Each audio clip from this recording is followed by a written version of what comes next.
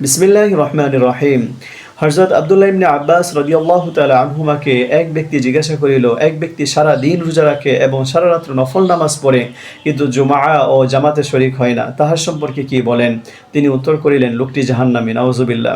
ফায়দা: এই ব্যক্তি যদিও একটি নির্দিষ্ট সময় পর্যন্ত শাস্তি ভোগ করিয়া জাহান্নাম হইতে মুক্তি পাইবে, যেহেতু সে মুসলমান, কিন্তু না জানিয়ে কত কাল তাহাকে জাহান্নামে পড়িয়া থাকিতে হইবে। জাহেল সুফিদের মধ্যে ওজিফা এবং নফলের প্রতি জোর দেখা যায়, কিন্তু জামাতের প্রতি তাহাদের কোনো ভ্রুক্ষেপ নাই। ইহাকেই তাহারা বুজুর্গি মনে করে, অথচ আল্লাহর মাহবুব নবীর অনুসরণ করাই হইল আসল বুজুর্গি। এক হাদিসে বর্ণিত হইয়াছে, 3 ব্যক্তির উপর আল্লাহ তাআলার লানত বর্ষণ করেন। প্রথম ওই ব্যক্তি যাহার উপর মুক্তাদিগণ যুক্তিসঙ্গত কারণে নারাজ থাকা সত্ত্বেও সে ইমামতি করে। দ্বিতীয় ওই নারী যাহার উপর তাহার স্বামী নারাজ।